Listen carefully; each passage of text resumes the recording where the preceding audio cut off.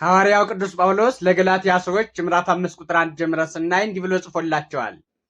በነጻነት ልንኖር ክርስቶስ ነጻነት አወጣን ብሎ ጽፎላቸዋል። በነጻነት ልንኖር ማለት በልጅነት ልንኖር የልጅነት ክብርን ሰጠን፣ የልጅነት መንፈስን አጎናጸፈን ብሎ ጽፎላቸዋል።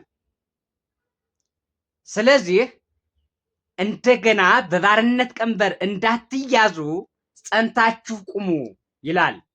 ሰይጣን ልጅነታችሁን እንዳይቀማ እንደገና ደግሞ አዳምን እንዳያዋርዳችሁ እንደገና ደግሞ የገነቱ እባብ ክብራችሁን እንዳይቀማችሁ እንደገና ደግሞ እንዳትሰረቁ የጸጋ ልጅነታችሁን እንዳትሰረቁ የጸጋ ክብራችሁን እንዳትሰረቁ እንዳትቀሙ በእባቡ እንዳይወሰድባችሁ እንዳትነጠቁ ጸንታችሁ ቁሙ ይላል። ጸንታችሁ ነቅታችሁ ኑሩ ማለት ነው። ንቁ ሁኑ ማለት ነው። አየው፣ ንቁ ሁኑ ማለት ነው። ስለዚህ በነፃነት ልንኖር ማለት ረሃበ ነፍስ ሊርበን ይገባ ነበር፣ ተርቦ ነፃ ወጣን። ልንጠማ ይገባን ነበር፣ ተጠማሁ እያለ ነፃ ወጥቶናል።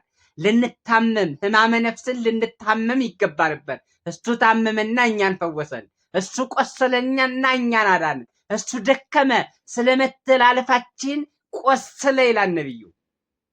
ስለ በደላችን ታመመ እና እኛን ፈወሰን፣ ነፃዎች አደረገን ማለት ነው። ስለዚህ ዳግመኛ በስጋዊነት ልንያዝ አይገባም። አሁን አሸንፎታን ትውልዱን ባሪያ ሆኗን ማለት እኮ ነው። ሱስ ባሪያ አድርጎታል። ለሱስ እየተገዛ ነው። ለመጠጥ እየተገዛ ነው።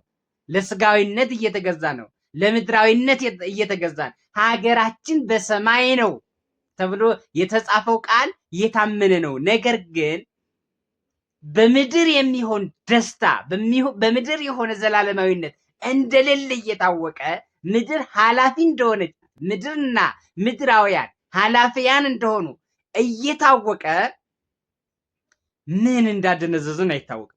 ቅዱስ ጳውሎስ በመልካም ትሮጡ ነበር፣ ለእውነት እንዳትታዘዙ ማን ከለከላችሁ ይላል።